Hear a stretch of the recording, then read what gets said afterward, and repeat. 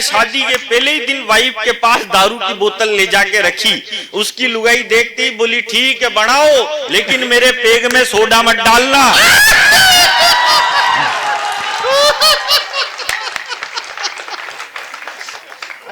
ऐसे laughter champion भाई सुरेश अलवेला हमारे बीच में आज आए हैं। दोनों हाथ उठाकर पूरा सदन खड़े होकर भाई सुरेश अलवेला का अभिनंदन करें। बहुत बहुत स्वागत है सुरेश भाई, बहुत बहुत स्वागत। डॉक्टर साहब, मैं जिंदगी में सबसे ज्यादा इज्जत किसी की करता हूं तो केवल मेरी बीवी की करता हूं। आप भी करा करें। मैं तो इज्जत करने की कह रहा हूं, बेटी है जो तो मेरे को भी मालूम है। अब वो क्यों करता हूं? वो इसलिए करता हूं क्योंकि वो एक दिन मेरे साथ एक मॉल में गई, एक साड़ी खरीदनी थी उसको। उसने 500 साड़ी पलट पलट के इधर उधर फेंक दी, एक भी नहीं खरीदी। फिर मैंने सोचा इसने मुझे भी चुना है।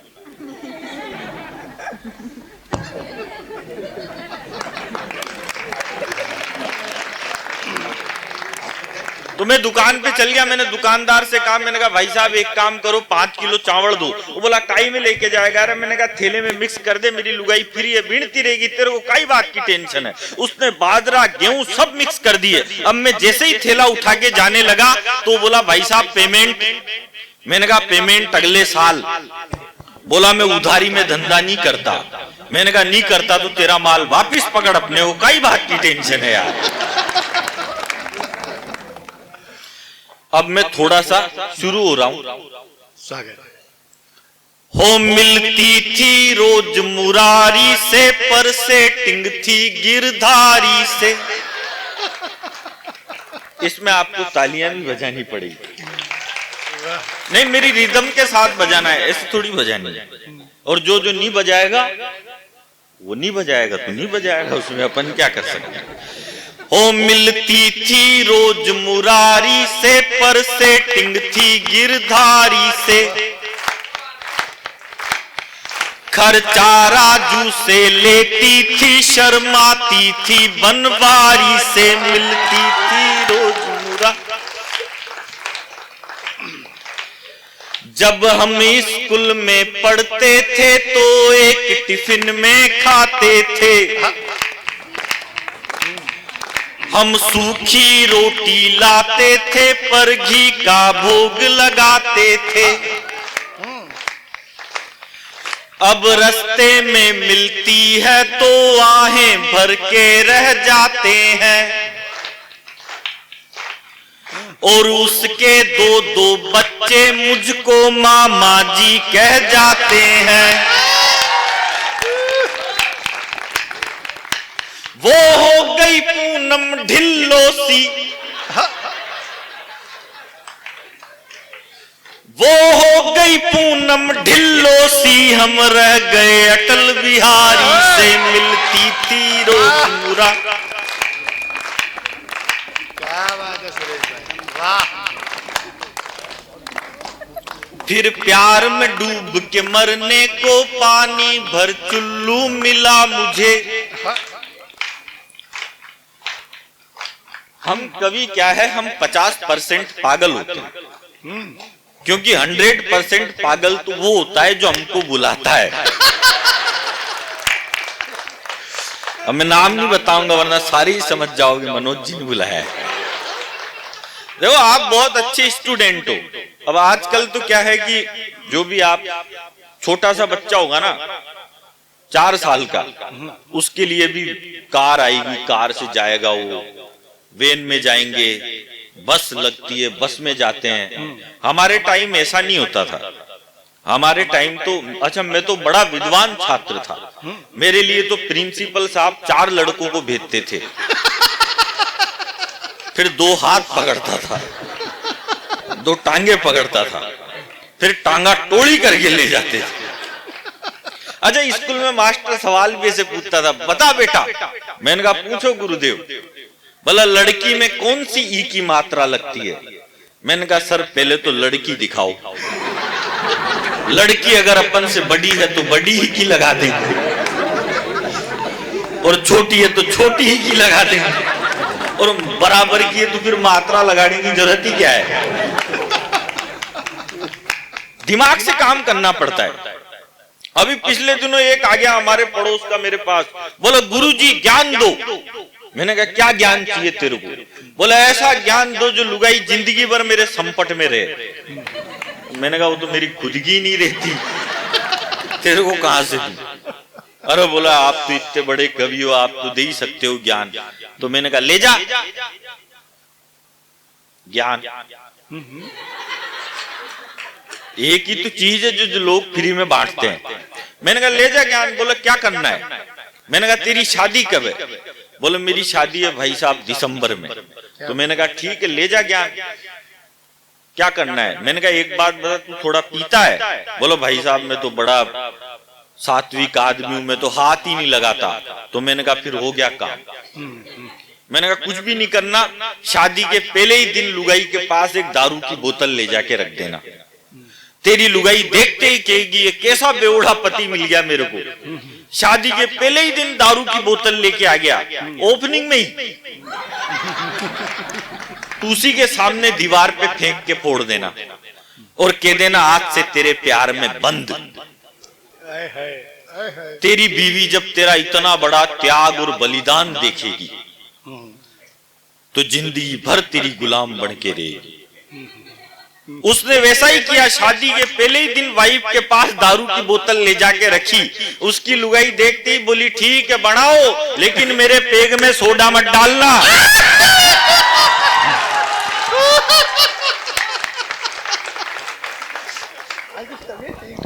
फिर प्यार में डूब के आ गई क्या? अरे तुमने बहुत अच्छी वो सुनाए, मैं भी लिखता हूँ, एक सुना रहा हूँ। ऐसे प्रेम प्यार के हमको भी लिखने आते हैं पर हमसे कोई सुनता ही नहीं है। अभी सुनाऊंगा थोड़ी देर बाद कि लबों तक आते ही हाथों से प्याले छूट जाते हैं। ये वाह वाह वाला है। वाह। कि लबों तक आते ही हाथों से प्याले छूट जाते हैं। सुनना योगिता जी, कि लबों तक आते ही हाथों से प्याले छूट जाते हैं, ये पहरेदार ही खुद दिल की दौलत लूट जाते हैं। और नहीं लगती दुकानें आईनों की शहर में, अब वो इतनी खूबसूरत है कि शीशे टूट जाते हैं। भाई वाह, जिंदाबाद। जिंदाबाद कुछ नहीं, अपने लक्षण पे वापिस आना पड़ेगा। फिर प्यार में डूब के मरने को पानी भर चुल्लू मिला मुझे, उसकी शादी हो गई और बाबा जी का ठुल्लू मिला मुझे। हम कभी कभी उस लड़की की इस हरकत से डर जाते हैं, वो कसम बाप की खाती है तो चाचा जी मर जाते हैं। उसका कैरेक्टर मिलता है दिल्ली के एक तिवारी से, मिलती थी रोज मुरारी से पर सेटिंग। इसको तुम गा लिया करो। ओ मिलती थी रोज मुरारी से पर, सीख के आधे कभी तो बना दूंगा मैं तुम। वो इस मनोज से बोल पड़ी कि मेरे दिल पर छा जाओ, और कुंडी मत खटकाओ राजा सीधे अंदर।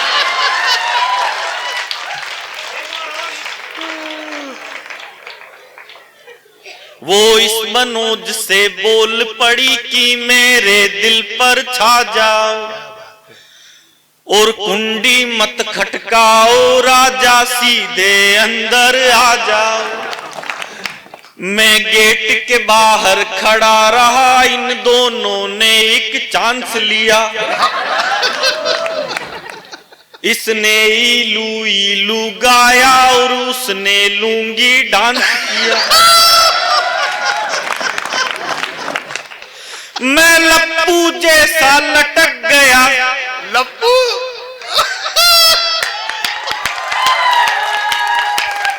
मैं लप्पू जैसा लटक गया वो पट गई इस पटवारी से, मिलती थी रोज मुरारी से, खर्चा राजू से लेती थी, शर्माती थी बनवारी से मिलती। ओ राहुल गांधी ब्याह करो तुम कोई बाला देख लो। हाँ, ये बढ़िया ये बहुत सारे कवि सम्मेलन में आप राहुल गांधी के बारे में कुछ भी कहते हो ना, मेरे को बिल्कुल भी अच्छा नहीं लगता, क्योंकि दरअसल राहुल गांधी हम हास्य कवियों के कुल देवता हैं।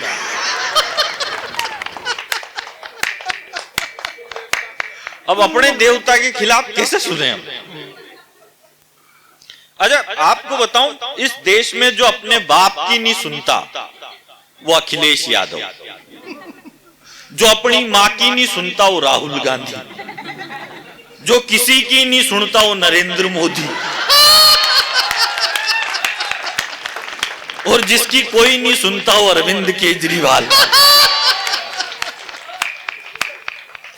अच्छा, मोदी जी तो बहुत अच्छे आदमी, मोदी जी तो इतने बढ़िया आदमी है। मोदी जी आजकल जहां कहीं भी भाषण देने के लिए जाते हैं तो आडवाणी जी और मुरली मनोहर जोशी दोनों को साथ में लेके जरूर जाते हैं, और दोनों को आगे आगे वाली सीट पे बिठा देते हैं, जैसे बाबूजी हमने आपको बिठा रखा है। फिर कहते हैं, भाई और बहनों, मित्रों, आज मैं जहां कहीं भी हूं इन दोनों की वजह से, और भाई और बहनों ये दोनों जहां कहीं भी है।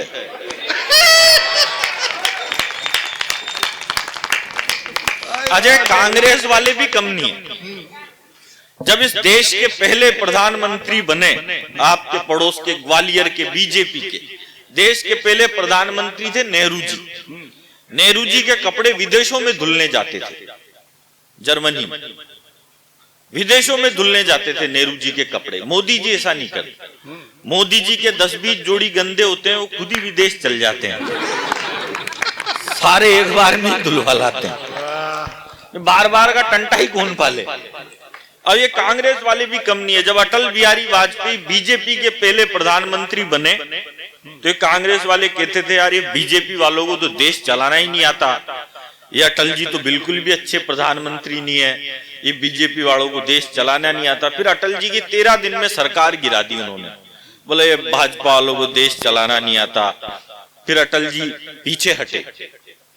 फिर आडवाणी जी मुख्य धारा में आए तो आडवाणी जी ने क्या करा, पाकिस्तान में जाके जिन्ना की मजार पे फूल चढ़ा दिया।